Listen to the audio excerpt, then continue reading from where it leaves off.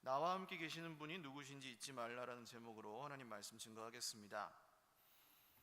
요새 전쟁은 그냥 사실 버튼을 한번 이렇게 누르는 것만으로도 실수로도 벌어질 수 있는 수준까지 이르른 지가 벌써 몇십 년입니다. 사실 물론 한 사람이 그렇게 일으킬 수는 없다고 해요. 요새는 몇 사람이 열쇠를 나눠 가지고 있어서 한꺼번에 넣고 돌리고 이제 이렇게 해야 되긴 하지만, 그것조차도 이제 어떤 작정하고 테러리스트들이 이렇게 탈취해서 막 이렇게 해갖고 탁 하면은 북한에서 쏘면은 30초면 날라오고 1분이면 날라오고 그렇게 되겠죠.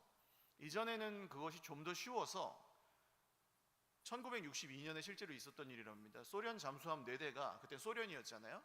소비에트 연합, 러시아 아니고 소비에트 연합 잠수함 4대가 8,000km를 항해해서 중미의 쿠바 그 앞바다 하바나라는 항구 앞에 도착했습니다. 비밀 임무여서 이제 몰랐대요, 잠수함 승조원들은.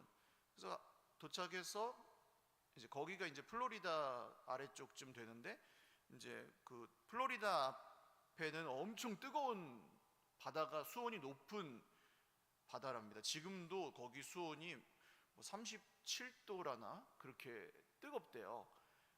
그러니까 이 소련 잠수함들은 다 극지 항해용이라서 차가운 바다에서 항해하도록 만들어진 잠수함인데, 그 뜨거운 바다에 갔으니 거의 이제 여기는 완전 사우나인 거예요. 열탕에 들어가 있는, 그 한증막에 들어가 있는 이 잠수함이 돼버린 겁니다. 그래서 거의 이제 3주 동안 이 사람들이 막 정신이 없이 한증막에서 땀을 뻘뻘 흘리며 있는 상황에서 미국 전함들이 이 잠수함을 발견한 겁니다. 그래서 경고의 사격을 폭뢰 같은 걸로 이제 하기도 하고, 공격을 받으니까 이 잠수함 함장이 깜짝 놀라서 안 되겠다, 우리도 반격을 하고 여기서 격침되거나 납포당하면 우리 군사 기밀이 노출되니까, 작전도 노출되니까 여기서 반격하고 죽자. 근데 이 60년대만 해도 벌써 이제 핵 어뢰를 탑재한 잠수함들이어서 핵을 가지고 있었습니다. 그래서 핵 어뢰 발사 권한을 가진 잠수함이었어요. 그래서 핵 버튼을 이 비몽사몽 그 한증막 속에서 누르려고 하는 결정을 내리려고 했습니다, 이 함장이. 실제 기록이에요. 근데 그때 그 부함장이었던 36살의 바실리 아르키포프라는 부함장 장교가, 함장님 잠깐, 이게 지금 그런 상황인지 잠깐 면담 요청합니다. 그러니까 최소한의 장치가 있었던 거죠. 함장 권한이 아니라 부함장하고 상의를 한번 할 수 있도록. 그래서 부함장하고 함장하고 면담을 하고, 부함장이 일단 부상해서 미군하고 대화를 한번 해봅시다, 이렇게 얘기가 된 거예요. 그래서 함장이 다행히 그 말을 듣고 잠수함을 떠오르게 해서 미군 함정하고 얘기를 하고, 그 다음에 이제 대화 내용은 기밀이라서 기록이 안 됐고, 그 후에 결과가 어떻게 됐냐면 이 함정이 납포되거나 전투가 벌어지지 않고 무사히 소련으로 돌아갔습니다. 그래가지고 이제 40년이 지나가지고 2002년이 돼서 미국 보안 기밀 유지 기간이 풀려서, 40년 후에 풀려서 2002년에 문서를 발표를 했는데, 그때 이 바실리 아르키포프라는 사람이 3차 세계대전이 벌어질 뻔했는데, 그때 그냥 쐈으면, 한 발만 쏴도 핵미사일이니까 그걸 쐈으면은, 쐈어? 그럼 이제 미국에서 쫙, 그럼 소련에서 쫙, 그러면 이제 너 죽고 나 죽자였던 거죠, 62년에. 근데 이 사람이 막은 거예요. 말하자면 영화에 나올 법한 일이 벌어질 뻔했는데, 그때 그냥 다들 허둥지둥하고 있는 상황에서 침착함을 유지했던 그 바실리 아르키포프, 이름도 모르는 우리는, 저도 처음 들었거든요. 이 사람이 세계 멸망을 막은 겁니다. 그냥 침착하게 이 정말 비상 상황에서도 침착성을 유지하고 객관적인 눈을 가지고 상황을 판단하는 한 사람이 있는 게 얼마나 중요한지를 보여주는 그런 이야기라고 할 수 있습니다. 우리는 핵폭탄을 터뜨릴 정도의 권한이나 이런 거는 없지만, 세계 평화를 지키는 정도의 그런 사람들은 아니지만, 그래도 가정의 평화 정도는 지키셔야 되잖아요. 혹은 직장의 평화나 우리가 지켜야 될 것들이 있으시죠. 근데 나도 단추를 누를 수 있죠. 그때 직장에 갔다 왔는데 애들이 집을 이제 막 이렇게 해놨을 때, 거기서 이제 버튼을 누르실 자유가 권한이 있죠. 이 집안 꼴이 이게 뭐야, 이렇게 저 높은 곳에 있는 옥탑으로 소리를 지르실 수 있죠. 그럼 이제 애들이 뱀을 만난 개구리처럼 이제 탁 얼어가지고 막 청소를 하는 척 하겠죠.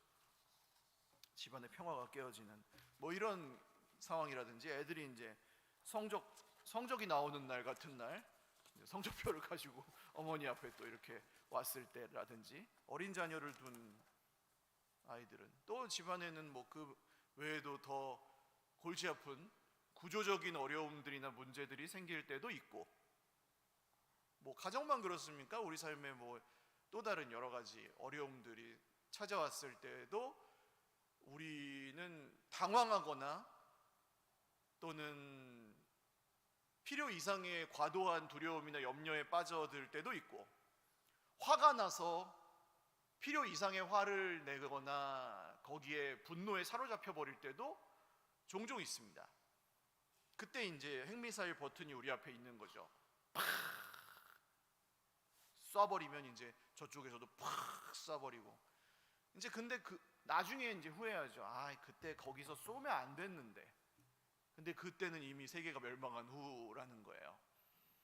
그래서 우리에게도 이런, 사실은 그때 여기에 타고 있던 이름 다 벌써 잊어버리신 이런 사람 같은 속에 이렇게 회의하는 몇 명이 있으면은, 그런 사람이 좀 있으면 좋겠다, 말릴 수 있는, 저기 함장님 잠깐만 생각해 봅시다 라고 하는 그런 사람이 한 명 있으면 좋겠다. 근데 이제 성경에서 바울이라는 분이 써놨습니다. 이렇게 써놨어요. 빌립보서 성경을 보시면, 여러분의 관용을 모든 사람이 알게 하십시오. 주님께서 오실 때가 가까워 왔습니다. 아무것도 염려하지 말고 모든 일에 기도와 간구로 여러분의 구할 것을 감사함으로 하나님께 아뢰십시오. 그리하면 모든 것을 아시는 하나님의 평화가 여러분의 마음과 생각을 지켜주실 것입니다. 이런 얘기를 빌립보서 4장이라는 성경에서 하고 있어요. 근데 거기서 이제 관용이라는 단어를 썼는데, 보통 관용이라는 단어는 우리가 서로에게 관용을 베풀다 하면 봐준다잖아요. 용서한다, 너그럽게 용서한다, 봐준다. 그러니까 우리는 관용을 알게 해라, 그러니까 봐줘라, 여러분이 너그럽다는 것을 다른 사람들에게 보여줘라, 이렇게 보통 이해하고 넘어가는데, 사실은 그 관용이라는 단어가 성숙한 믿음과 인격에서 배어나오는 침착함 같은 걸 말합니다.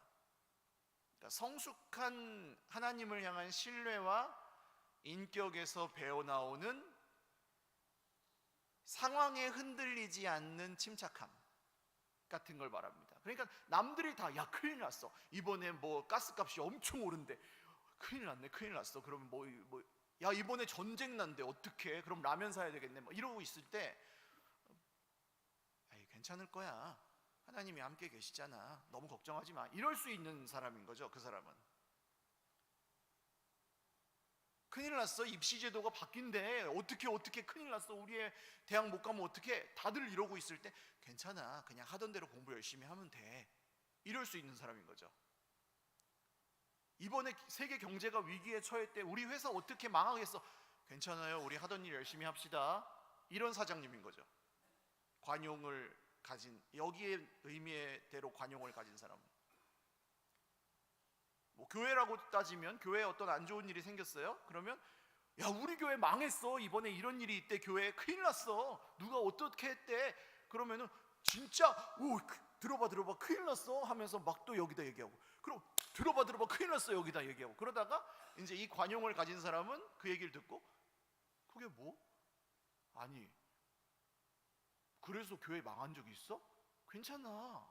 아니 하나님이 함께 계시는데 뭘 걱정해. 그러면 어떻게 됩니까? 이런 사람에게 딱 걸리면 거기서 오히려 그래? 그럼 괜찮겠네. 그러고 이제 쏙 들어가거든요. 안 좋은 얘기가 가다가 이런 관용을 가진 사람에게 딱 걸리면 오히려 거꾸로 괜찮겠네 이게 전염이 돼요. 신비하게도 이 관용, 이 하나님을 신뢰하는 마음으로 침착함을 가진, 객관성을 가지고 거기서 이 버튼을 누르지 않을 수 있는 사람을 만나면 이 관용이 거꾸로 전염이 됩니다. 내적인 평안이 거꾸로 사람을 안심시켜요. 그게 그냥 막연하게 괜찮아, 다 괜찮을 거야가 아닙니다. 진짜 하나님을 신뢰하는 사람을 만나면 안심이 되는 거예요. 거꾸로 걱정하던 사람들이. 성경에도 그런 이야기들 너무 많이 나오고요. 진짜로 그런 사람을 만나면 내가 진짜 막 과도한 두려움에 빠져서 교회로 왔는데 공동체 안에서 이제 그런 믿음의 사람들을 만나서 거꾸로 격려를 받고 집에 돌아가는 경험, 뭐 그런 걸 해보신 분들도 있으실 겁니다. 근데 이런 관용, 이런 내적인 평온은 어디서 오느냐? 이렇게 두려움에 떨지 않고, 사실은 두려워할 일이 얼마나 많아요, 우리 삶에. 우리도 예수님을 믿기는 하지만 일주일 살아가다 보면 얼마나 많이 그런 우리를 두렵게 만드는 일들이 얼마나 많이 생깁니까?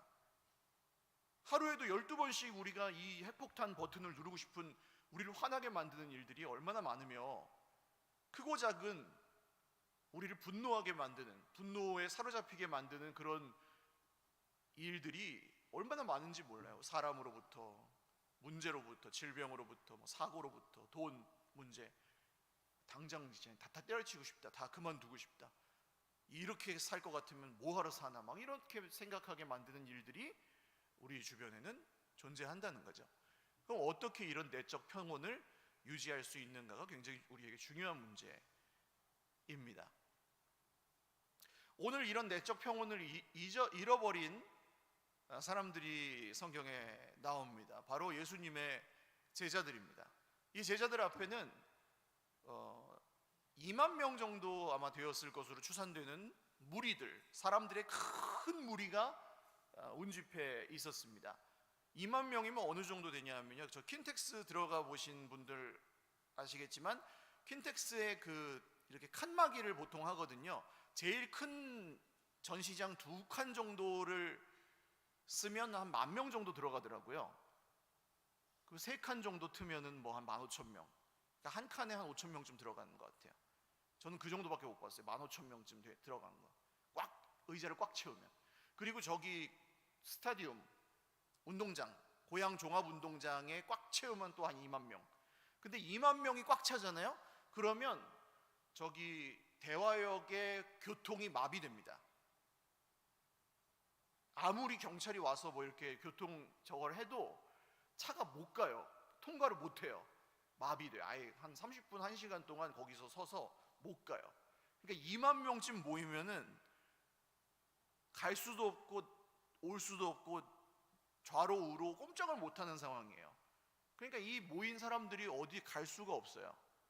여기서 이제 예수님이 있다 치면 저 한 주염역까지 사람이 꽉 차는 게 2만 명입니다. 상상이 되셨죠?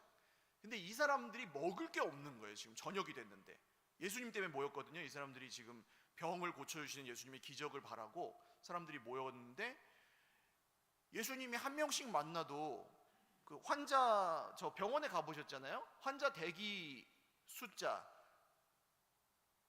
애들 데리고 병원 가셨어요. 뭐 어린 아기들 데리고 소아과 가시면 환자 56번이다 그러면은 어떻게 하셔요? 보통 내 아기가 56번이에요. 그럼 어떻게 하세요? 거기 기다리십니까? 아니면 다른 병원 가십니까? 보통 다른 병원 가시지 않으세요? 56번이면 2시간 걸리거든요. 3시간 걸리거나. 다른 병원 가야죠. 근데 2만 명이요. 대기번호 2만. 며칠이 걸릴지 모르는 상황이죠. 근데도 거기서 기다리고 있거든요. 지금 사람들이 2만 명이 밤새 기다리는 사람들이에요. 안 가요 집에. 근데 보니까 이 사람들은 부자일까요? 가난한 사람들일까요? 네, 부자면 예수님 찾아오지 않습니다. 부자는 의사한테 가거나 뭐 자기 나름대로 대책이 있기 때문에 거의 대부분 가난한 사람들이에요. 먹을 것이 있을까요? 없을까요? 예, 있는 사람들도 있지만 대부분은 가난하기 때문에 자기 먹을 걸 안 갖고 온 사람들이에요.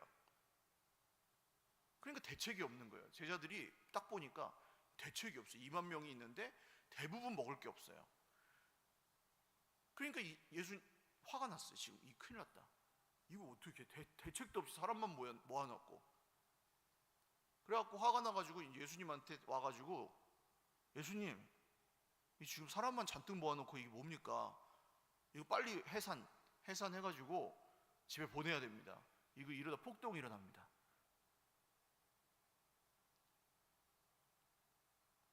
(2만 개) 빵을 살려고 하면은 여기 저기 대화역에 가면 파리바게트랑 뚜레쥬르가 있거든요. 빵집 2개. 근데 종합운동장에 2만 명이 모였으면 빵집 2개에서 파리바게트랑 뚜레쥬르에서 2만 개를 살 수 있을까요? 없을까요? 없습니다. 지금도 안 되는 거예요. 그거는. 근데 그 당시에 그 빈들에서 그게 됩니까?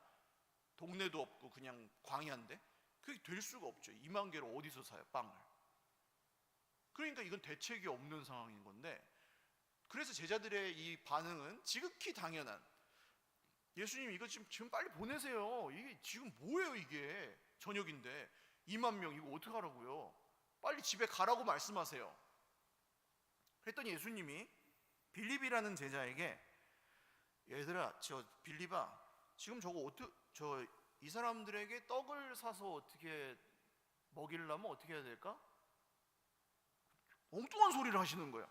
떡을 어디서 사요? 지금 파리바게트가 어디 있어요? 거기 2000년 전에 2만 명한테 빵을 먹이려면, 저녁에 가면 파리바게트도 빵이 없거든요.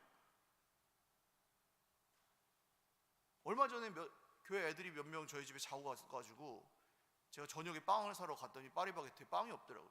밤 10시 되니까 식빵이 없어요. 그 다음날 아침에 갔더니 있더라고요. 5명 먹이려고 그래도 빵이 없는데 저녁에 가면 여기 어디 있어요? 그래가지고 이제 빌립이 화가 난 채로 이제 대답을 해. 아니 예수님 지금 그걸 말이라고 하십니까? 하면서 머리가 탁 돌아가는데, 조금씩만 나눠주려고 그래도 2천만 원이 모자란대요. 2천만 원. 그 당시에 이제 노동자 하루 품삯이 1데나리온, 로마 화폐로 1데나리온인데 1데나리온이 한 10만 원이라고 치면 노동자 하루 품삯이니까 200데나리온이 모자랍니다. 2천만 원 모자랍니다. 그러니까 한 1,000원짜리쯤 매기면 2천만 원이 모자랍니다. 2만 명이니까. 그러니까 계산은 빨리 돌아가니까 없다 이거예요. 없어. 불가능해요, 예수님. 근데 지금 여러분, 이 얘기는 너무 당연하게 흘러가는 것 같지만 너무 맞는 말, 제자들은 너무 맞는 말을 하고 예수님은 너무 말도 안 되는 얘기를 하시는 것 같지만, 우리는 지금 알죠. 이 얘기를 읽으면서 예수님 뭘 할 건지 아니까 우리는 지금 이 얘기를 그냥 읽지만, 빌립이 아주 중요한 걸 잊어버렸다는 거. 빌립이 뭘 잊어버렸습니까? 빌립이 한 가지 중요한 걸 잊어버렸죠. 지금 빌립이랑 대화하시는 분이 누구예요? 누굽니까? 예수님이잖아요. 그걸 잊어버리고 있단 말이에요, 빌립이. 이전에 예수님이 뭘 하셨냐 하면, 이전에만 해도, 이후에도 많은 일을 하시지만 그냥 물 떠오라 그래가지고 그냥 떠다가 갖다 줬더니, 물을 떠오라고 해요. 그래가지고 이따만 항아리를 채우라고 한 다음에 그걸 떠다가 갖다 줬더니 마시면서, 오, 이 포도주 어디서 났어? 최고급 와인인데? 우와! 이렇게 된 사건이 있었고요. 물인데 포도주, 최고급 와인, 이렇게 바꾸셨던 사건이 있었고요. 또 여기 갈릴리 가나라는 곳에서 하루 정도 1박 2일 정도 걸어가야지 닿을 수 있는 가버나움이라는 동네가 있었는데 거기에 있는 어린아이 하나가 죽어가고 있었어요. 그런데 예수님이 그 아버지가 와가지고 고쳐달라 그러니까 그 나았다 그러면 그 아버지가 가요. 믿고 터덜터덜 가는데 주인님 하고 저기서 오는데 뭐야 왜 나왔습니다. 언제? 어제 그 시간에 예수님이 거기서 나으라 그러니까 저 동네에 있는 애가 그 시간에 나은 거예요. 예수님이 나으라 그러니까. 할렐루야. 이런 일도 하셨었고 또 뭐 사마리아라는 데 가서 어떤 여자를 만나셨는데 이 여자랑 처음 만났는데 이 여자가 너 저기 남편은 아니지만 남자가 한 5명 정도 이전에 있었고 지금 사는 사람도 남편은 아니지. 이 여인이 한 번도 얘기한 적이 없는데 자기 그냥 사실혼 관계로 살았던 남자가 6명인 거예요. 근데 이 여인이 그 얘기를 안 했는데 예수님이 아세요. 그런 적도 있었고 38년 동안 병을 앓면서 한 번도 그걸 나아본 적이 없는 사람이 있었는데 예수님이 저기 저 침상을 들고 일어나서 이제 나았으니까. 그랬더니 이 사람이 그냥 나와가지고 걸어가 버려요. 38년 동안 안 나왔던 사람이. 요한복음에서만 그런 일들이 있었고 마태, 마가, 누가복음에 보면 더 많아요. 그보다 더 많은 일들이 일어났는데 다 잊어버렸어요. 제자들은 예수님이 하신 일을, 예수님이 누군지 예수님이 하신 일도 다 잊어버린 거예요. 그러니까 이걸 기억하고 있었다면 그래 예수님이 이런 일을 하셨었지 참. 그렇게 지금 이렇게 물으시고 지금 이렇게 대책 없이 계시는 걸 보면 지금도 2만 명의 이런 사람들이 있는데 뭔가 하시려고 이렇게 계시는 거 아닐까? 라고 생각을 조금이라도 해볼 수 있지 않을까요? 조금이라도. 다는 몰라도 기대를 뭔가 조금이라도 해보려고 뭔가 하시려고 하는 거 아닐까? 다 몰라도.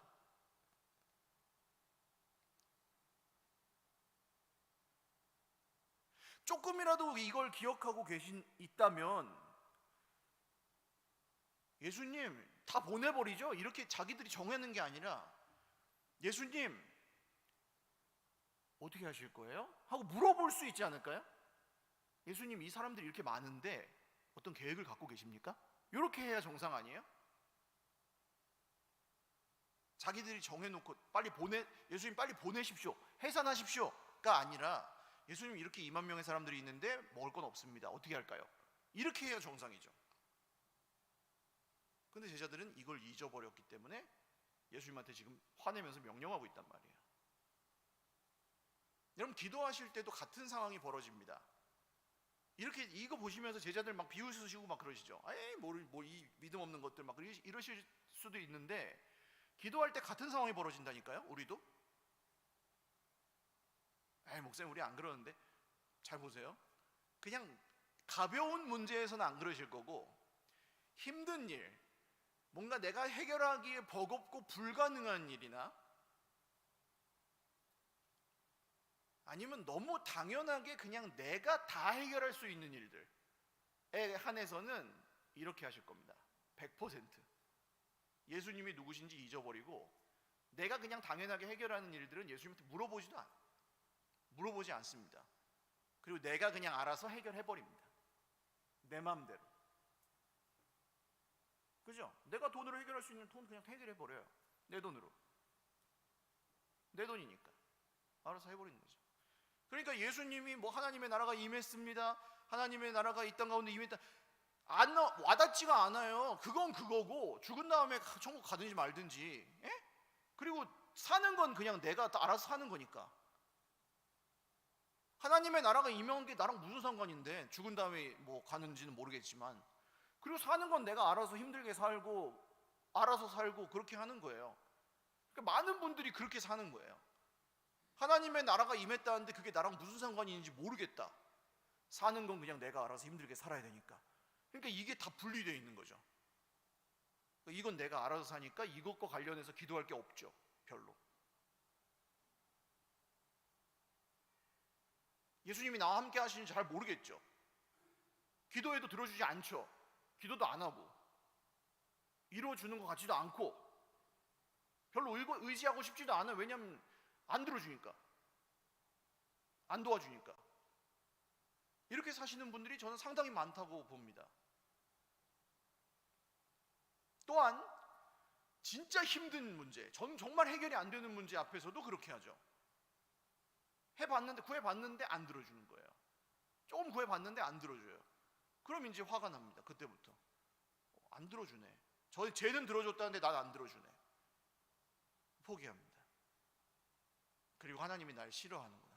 내가 뭐 죄를 지어가지고 하나님이 나한테는 이런 기도의 응답을 하지 않나 보다, 뭐 이런 생각을 하시거나,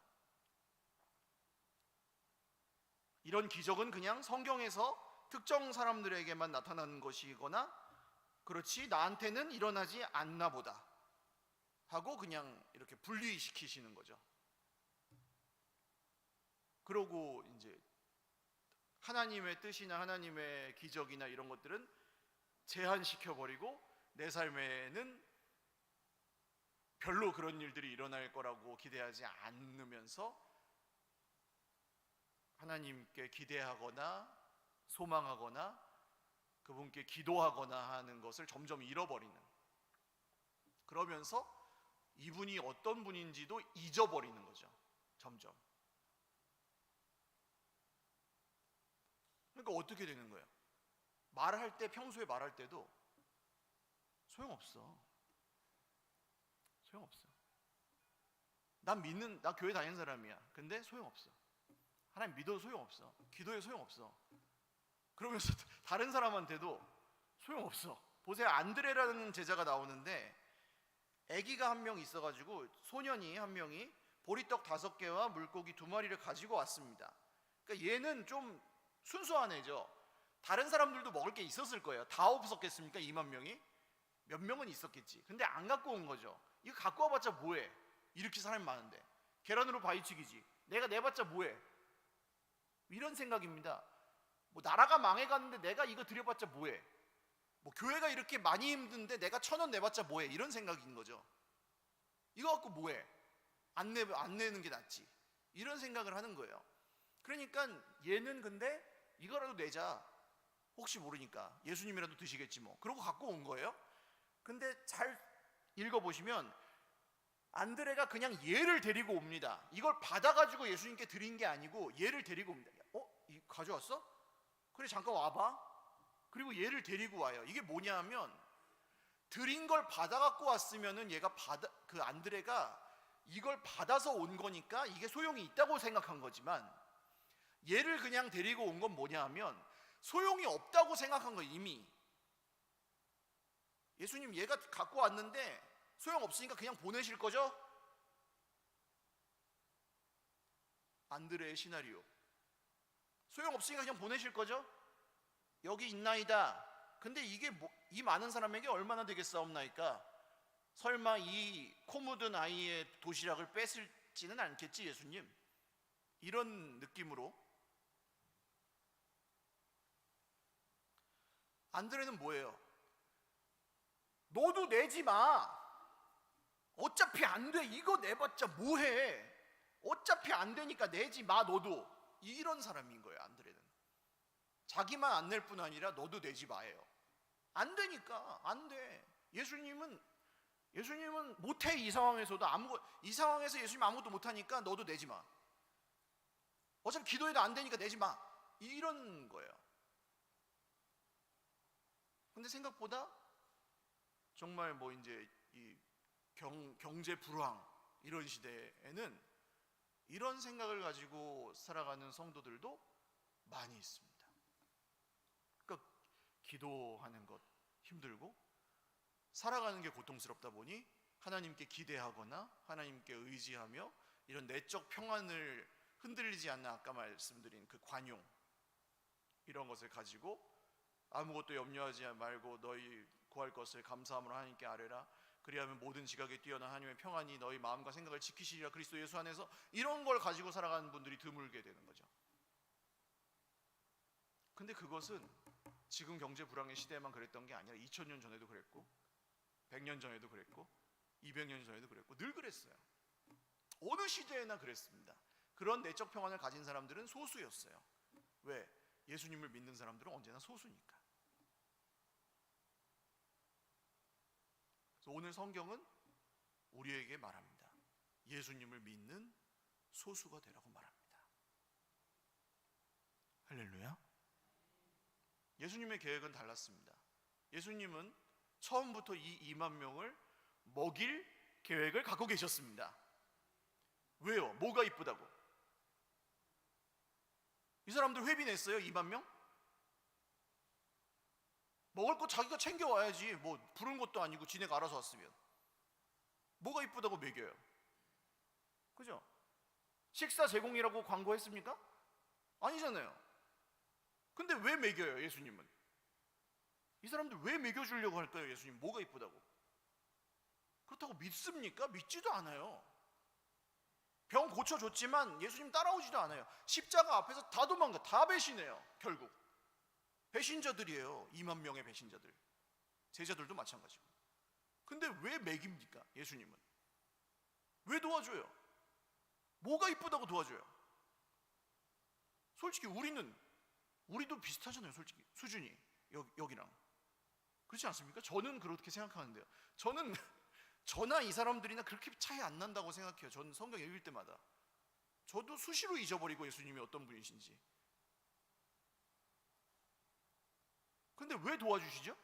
왜 먹여주시죠? 주기도문 우리 배웠었잖아요. 그 중간쯤에 일용할 양식을 우리에게 오늘 주십시오, 이 기도가 들어있는데 왜 이 기도가 거기 있을까요? 그 중요한 기도에.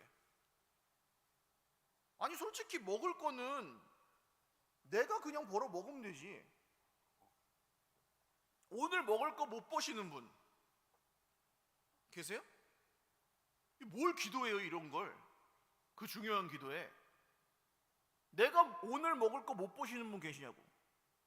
그 중요한 기도에 왜 그게 들어갑니까? 그게 아니라는 거죠. 내가 벌어 먹는 게 아니라는 거죠. 그러니까 하나님의 나라가 임했습니다랑 내가 벌어먹고 사는 거랑 분리되지 않는다는 거죠. 내가 벌어먹고 사는 것 같지만 사실은 아니라는 거죠. 누가 우리를 살리시는지 기억하라는 거죠. 누가 우리와 함께 하시는지를 기억하고 살라는 거죠. 위기에 처했을 때마다, 두려움이 몰려올 때마다, 큰 문제에 부딪힐 때마다 하나님께서, 예수님께서 그 사람들에게 성경에서 하시는 말씀이 있습니다. 유명한 말씀이에요. 성경에 뭐 한 365번 나온다는데 세보지 않았어요. 두려워하지 말라. 내가 너와 함께한다. 예수님의 다른 이름입니다. 임마누엘. 하나님이 우리와 함께 하신다. 이 얘기를 들려주고 싶은 거예요, 예수님은. 얘들아, 니네가 오늘 2만 명이 모여있는데 먹을 게 없지. 근데 걱정하지 마라. 왜냐하면 내가 너네를 먹여 줄 거거든. 그리고 나서 하신 말씀이 내가 생명의 빵이다. 내가 생명의 양식이다. 걱정하지 마라. 이 말씀을 하셨어요, 요한복음에서. 내가 생명의 빵이니까 나랑 같이 있으면 걱정하지 마. 안 굶어 죽으니까. 내가 생명의 빵이야, 예수님이. 내가 생명의 빵이야. 걱정하지 마. 안 굶어 죽어. 나만 믿으면 돼. 나를 믿어. 안 굶어 죽어. 그럼 어떻게 돼요? 굶어 죽을 위기에 처해도 내적 평안. 내적 평안. 엄마, 우리 굶어 죽으면 어떡해요? 괜찮아. 생명의 빵이신 예수님이 계시잖아. 엄마, 돈 없잖아요. 괜찮아. 생명의 빵이신 예수님이 계시는데 뭐. 솔직히 그렇습니다. 여러분, 진짜 돈이 없어지시잖아요, 집에. 먹고 죽을래도 돈이 없어지시면 교회에 와가지고 여기다가 이제 텐트를 하나 치시고, 네? 온 식구가 여기다 텐트를 하나 딱 치고 생수 몇 병을 딱 갖다 놓고 기도를 하시는 거예요. 그럼 어떻게 될까요? 주일날 목사님이 와가지고 야, 예배드리게 나가, 이럴까요? 아닙니다. 교인 중에 누군가가 자기 집으로 데려가거나, 그죠? 여기서 이제 같이 와가지고 식당에서 고기 구워 먹고 이제 뭐 어떻게 살 건지 고민을 하겠죠. 교회 안에 있는 사람들은 망할 수가 없습니다. 굶어 죽을 수가 없어요. 그러므로 걱정하지 마십시오. 두려워하지 마십시오. 혼자 있지도 마시고 혼자 끙끙거리지도 마시고. 망할 수가 없어요. 교회 안에 있는 사람들은 굶어 죽을 수가 없다니까요. 여기다 텐트 치고 와가지고 그냥 기도하고 있으면은 다 살려줘요, 하나님이. 할렐루야. 뭐 이제 병에 걸렸는데 병원 갈 돈이 없다. 그러면 이제 여기 와서 이제 피를 토하고 기도하고 있으면은 누가 병원 데려다 줄 겁니다. 그렇지 않아요? 걱정하지 말라. 두려워하지 말라. 신경질 내지 말라. 이게 주님이 우리와 함께, 잊어버리지만 않으면 돼요. 나랑 함께 계신 분이 누구신지. 제자들은 그걸 잊어버린 겁니다. 무리를 걸으시는 주님을, 태풍을 잠잠하게 하신 주님을, 병자를 고치시는 주님을, 중풍병자를 일으키시는 주님을, 죽은 자를 살리시는 주님을. 나중에 똑같은 사건이 있거든요. 어른 남자만 4,000명이 있고 나머지 다 하면 뭐 또 한 2만 명 됐겠죠. 근데 또 그래요, 또 제자들은. 그랬더니 예수님이 그땐 좀 답답하셨는지, 얘들아, 보리빵 5개랑 물고기 2마리로 몇 명이 먹었는지 기억이 안 나니? 이렇게 말씀하십니다. 대놓고. 잊어버렸니? 이렇게. 똑같은 사건이니까 왜 기억이 안 나니? 그게 똑같은 일인데 몇 명이 먹었는지 기억이 안 나니? 이렇게 물어보십니다. 잊어버렸니? 그러니까 우리는 기도하면서 좀 어려운 일이 생기시면 기도하면서 하나님께서 내 인생에 역사하셨던 그때를 기억하시는 겁니다. 하나님, 그때도 역사하셨던 하나님이 지금도 역사하실 줄 믿습니다. 그때도 도와주셨던 하나님이 이번에도 도와주실 것을 믿습니다. 그때도 저를 버리지 않으셨던 하나님이 지금도 버리지 않으실 것을 믿습니다. 이게 우리가 염려에 대처할 수 있는 유일한 길인 거예요. 이 길 외에 저는 우리가 두려워하지 않고 살아갈 수 있는 길을 모르겠습니다. 하루에도 12번씩 죽을 것 같습니다. 안 그러면 걱정이 돼가지고, 두려워서. 당장 망하게 생겼습니다. 당장 뭐 끝장나게 생긴 일들이 너무 많고, 당장 안타까운 제 옆에 있는 사람들의 문제들이 너무 많아서 염려가 되고 너무 안타까워서 죽을 것 같아요. 인간적으로는 다 해결해주고 싶은데 못 해결해줘가지고 미칠 것 같아요. 근데 저랑 함께 계시는 분을 기억할 때만 그때 내적 평안이 밀려와요. 다시. 그래서 살아요. 그때 비로소 숨이 쉬어지고. 어떤 책에 나오는 얘기인데요, 어떤 아이가 이제 저 장작을 패려고, 장작을 만들려고 이 나무 뿌리 등거를 이렇게 꺼내려고 하는데 뿌리가 잘 안 빼지잖아요. 나무 캐보신 분들은 아시죠? 뿌리를 캐는 게 제일 어려워요. 나무 뽑는 게 되게 어려운 일입니다. 그래서 포크레인으로 이렇게 떠내야지, 사람이 캐면요 뿌리가 어디까지 들어가 있는지 잘 몰라가지고 되게 어렵습니다. 뿌리 잘라내가지고 캐고 이거 되게 어려운 일이에요. 그래서 애가 하루 종일 캤는데 결국 못 캤어요, 이걸. 그러니까 이제 정말 실망도 되고 최선을 다했는데 진짜 힘들게 정말 열심히 캤는데 안 캐져가지고 씩씩거리면서 땀을 그냥 뻘뻘 흘리면서 열받아가지고 그 옆에 막 신경질 내면서 앉아 있었습니다. 도끼도 부러지고 막. 아빠가 이제 오셨어요, 저녁에. 아빠가 와가지고, 야, 너 하루 종일 뭐 했니? 아빠 이거 뿌리 캐느라고 하루 종일 제가 최선을 다했는데 못 캤어요. 결국 열받아요. 그리고 아빠 씩 웃으면서, 내가 보기에는 최선을 다 안 했는데.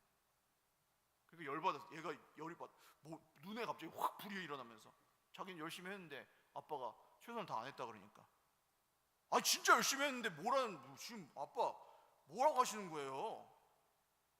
에이, 최선을 다 안 했는데 아직 할 수 있는 게 있잖아. 아빠 진짜 열심히 했거든요? 아니야. 아빠 진짜 열심히 했거든요. 아빠 모르셔서 그래요. 제가 한 걸 못 보셔서 그래요. 아니라니까. 아빠! 그래서 아빠가 이제 도끼를 한번 탁 들더니 쿵! 아빠한테 도와달라고 안 했잖아.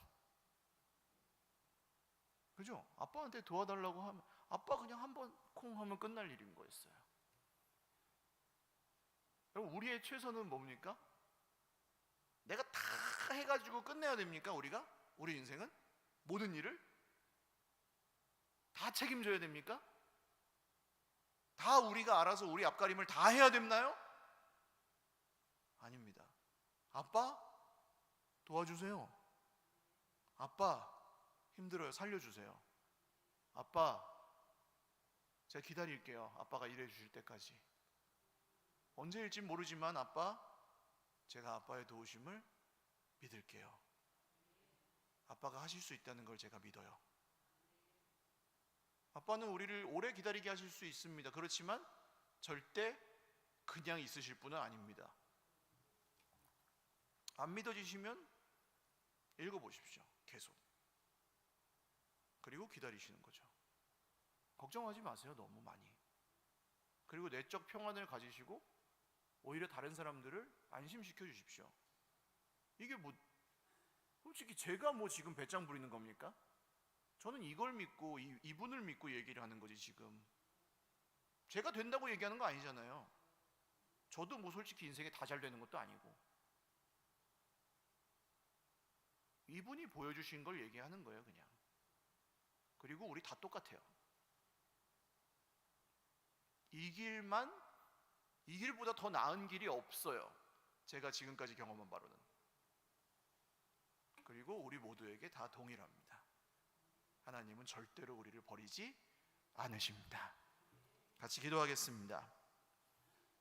염려가 있죠. 왜 없어요? 핵폭탄이 터지죠. 왜 없습니까? 그렇지만 잊어버리지 마십시오. 우리와 함께 계시는 분이 하나님이십니다. 하나님은 우리가 완전히 정말 못된 사람이고 정말 죄인이고 정말 나쁜 사람들일 때도 하나님이 우리와 함께 계셨고, 성경의 수많은 인물들이 죄를 짓고 방황할 때도 하나님이 함께 계셨고, 심지어 하나님을 대적하고 배신할 때도 하나님이 함께 계십니다. 절대 버리지 않으시고, 절대 먼저 그 구원을 취소하지도 않으시고, 내민 손을 놓지도 않으시고. 요셉 보세요. 감옥에서 배신당할 때, 팔려갈 때 한 번도 그를 떠나지 않으셨습니다. 베드로가 배신하고 도망갔을 때 그를 버리지 않으십니다. 바울이 예수 믿는 사람 다 잡아 죽일 때 오히려 그를 찾아가십니다. 셀 수가 없어요. 하나님은 절대 우리를 버리지 않으십니다. 정말로. 우리가 아무리 죄인이어도. 그러니까 우린 잊어버리면 안 됩니다. 우리와 함께 계시는 분이 누구신지. 내가 널 사랑한다. 내가 너를 위해서 아들을 주었고 대신 죽게 하여서 널 구원했다고 말씀하시는 게 분명하다면 하나님은 절대 우리를 버리지 않으시고, 그분은 모든 걸 하실 수 있는 분이십니다. 지금 잠시 우리가 어려울 뿐이지 그분은 우리를 위해 모든 걸 주셨고 모든 걸 하실 수 있는 분이십니다. 주님, 우리가 그것을 믿고 오늘 다시 한번 우리 인생의 모든 어려움과 모든 슬픔과 모든 문제와 모든 힘든 것들을 주님 앞에 맡겨드립니다. 그리고 주님이 어떤 분이신지 다시는 잊어버리지 않겠습니다. 함께 기도드리겠습니다. 하나님 아버지, 모든 것을 하실 수 있는 주님이 우리의 주님이십니다. 하늘과 땅의 주인이시고 온 세상의 주인이신 하나님이 우리의 아버지이십니다. 십자가에 죽으시고 부활하신 영광의 주님이 우리의 주님이십니다. 끝까지 우리를 버리지 않으시는 주님이 우리의 왕이십니다. 오늘 사랑하는 주의 백성들이 주님 앞에 다시 한번 우리의 문제와 우리의 질병과 우리의 사고와 우리의 모든 가난과 우리의 비참함과 우리의 연약함과 우리의 믿음 없음과 우리의 모든 상처와 슬픔과 아픔까지 모두 다 맡겨드리며 기도하오니, 주여 우리의 인생을, 우리의 삶을 온전히 받으시고 우리를 긍휼히 여겨주셔서 주님 우리를 낫게 하시고 우리를 회복하시고 주님 우리를 정말 부욕해 하시고 주님 우리를 채워주시고 우리를 살게 하시고 우리를 구원하여 주시옵소서. 하나님, 우리의 가난함을 아십니다. 우리 심령의 가난함을 아시고 우리의 형편의 어려움을 아십니다. 주님, 우리의 마음의 비참함과 초라함을 아십니다. 주님, 우리의 정말 마음의 고통을 아십니다. 주님, 우리의 우울함과 외로움을 아십니다. 주님, 우리의 슬픔을 아십니다. 주님, 우리의 고쳐지지 않는 정말 우리 마음속에 죄를 아시고 정말 우리의 악함을 아십니다. 주님, 우리가 스스로 회복할 수 없는 그 문제들을 아시고 관계들을 아십니다. 주님, 우리에게 찾아오셔서 우리를 만나주시고 우리를 구원하시고 우리를 은혜로 우리를 성령으로 충만하게 하사 우리를 변화시켜 주시옵소서. 우리의 관계들을 치료하여 주시옵소서. 우리를 새롭게 하여 주시옵소서. 우리의 삶을 붙잡아 주시옵소서. 우리에게 이러한 양식을 허락하여 주시고 우리의 삶에 하나님의 놀라운 일들을 새롭게 행하여 주시옵소서. 우리 다시 한번 기도드리겠습니다. 주님이 이 땅에 오셨을 때는 대기 순서가 2만 번이었습니다. 그렇지만 지금은 주님이 승천하셔서 보혜사 성령님을 보내셨고 대기열이 2만 번이든 2억 번이든 상관없습니다. 성령님이 우리 모두의 기도를 들으시고 우리는 마땅히 빌 바를 알지 못해도 성령님이 친히 말할 수 없는 탄식으로 우리를 위하여 간구하신다고 약속하셨습니다. 그리고 지금은 보좌 우편에 계신 주님께서 우리를 위하여 친히 간구하시고 중보하시고 우리의 기도를 들으신다고 말씀하셨습니다. 오늘 어떤 기도의 제목이든 좋습니다. 주님, 제 힘으로 해결되지 않고 저의 내적인 평안을 잃어버리게 만드는, 저도 그렇게 흔들리지 않는 주님을 의지하는 마음과 괜찮다고 말하고 싶은 그런 정말 평안을 갖고 싶은데 제 마음에 참 늘 흔들리고 늘 참 분노하고 또 마음에 두려워하고 이런 것들이 저의 마음을 흔들어 놓는 것들이 있습니다. 주님, 이것을 오늘 다시 한번 주님께 맡겨드리오니 그것이 질병이든 우울함이든 외로움이든 가난함이든 비참함이든 정말 저 속에 있는 이 어려운 문제들, 제 힘으로 해결 안 되는 이것을 주님 앞에 맡겨드리오니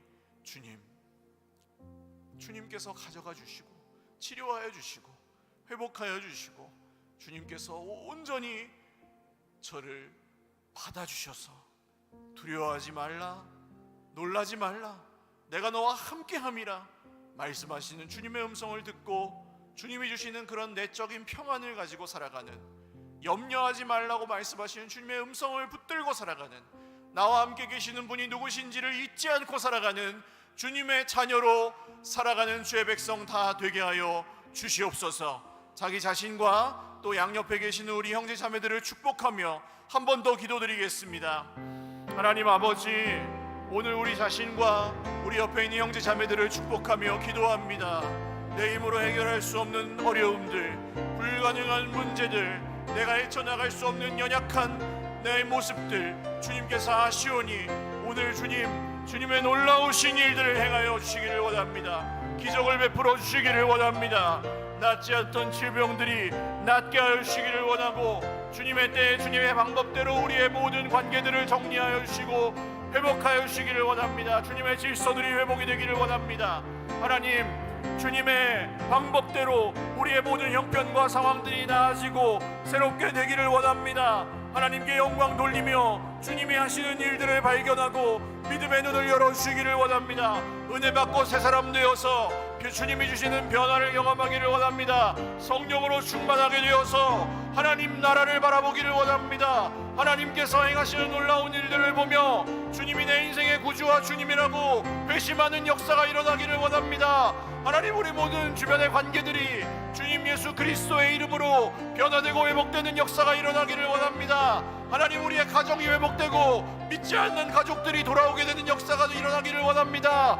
하나님, 우리 옆에 있는 모든 사람들이 나를 통해서 주 예수님을 만나게 되기를 원합니다. 하나님, 이 일들을 행하시는 분이 우리와 함께 계시는 전능하신 구주 예수님, 전능하신 우리 구주 하나님이심을 믿습니다. 이 일을 이루시는 여호와, 이 일을 이루시기까지 쉬지 않으시는 하나님이 우리와 함께 하시는 하나님이심을 믿사오니 그날까지 기도하겠습니다. 그날까지 기대하겠습니다. 그날까지 소망하며 우리의 기도를 멈추지 않겠습니다. 실망하지 않겠습니다. 주의 백성들에게 힘주시고 끝날까지 함께하여 주시옵소서. 살아계신 하나님 아버지, 감사합니다. 오늘 주님 앞에 기도하고 간구한 모든 것들 주님께서 반드시 살아계셔서 이루시고 응답하여 주시옵소서. 주님, 간절한 소망을 가지고 우리와 함께 계시는 분이 누구신지를 잊지 않고 기억하겠습니다. 기도할 때마다 저희들 기대하겠습니다. 소망하겠습니다. 잊어버리지 않겠습니다. 주님이 우리 삶에 어떤 일을 지금까지 하셨는지 절대로 잊어버리지 않겠습니다. 앞으로 어떤 일을 행하실지 더 많이 기대하고 기뻐하겠습니다. 그리고 절대로 걱정하지 않고 절대로 염려하지 않고 주님께 더 많이 의지하고 더 많이 신뢰하며 주변 사람들에게 염려하지 말라고, 걱정하지 말라고 내 안에 있는 내적인 평안과 믿음을 전하겠습니다. 그 위에 주님이 행하시는 놀라운 일을 보게 될 것입니다. 감사하옵고 축복하오며 예수님의 이름으로 기도 올리옵나이다. 아멘. 우리 하나님께 영광의 박수 올려드리겠습니다. 다 같이 일어나셔서 아까 드렸던 찬양 후렴하고 예배 마치겠습니다.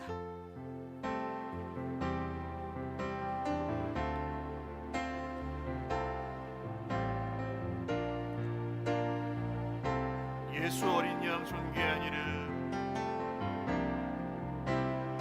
예수 어린 양 존귀한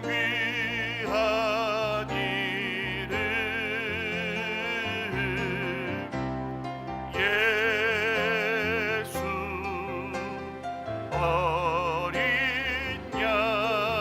양 존귀한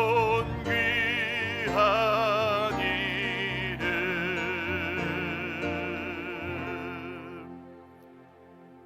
이제는 어린 양 예수님의 존귀하신 은혜와 우리를 끝까지 버리지 아니하시는 하나님 아버지의 신실하신 사랑과 지금도 우리 안에 함께 계셔서 역사하시는 성령님의 위로 충만 교통하심이 오늘도 오직 예수님을 의지하며 예수님의 역사하심을 기대하며 소망하며 끝까지 믿으며 기도하며 살아가는 주의 백성들 머리머리 위에와 가정과 자녀손들 머리 위에와 함께 손잡고 이 믿음의 길을 끝까지 함께 걸어가 그날에 그 나라에 함께 서게 될 주의 백성들의 공동체 서일교회 위에 영원토록 함께 있을지어다.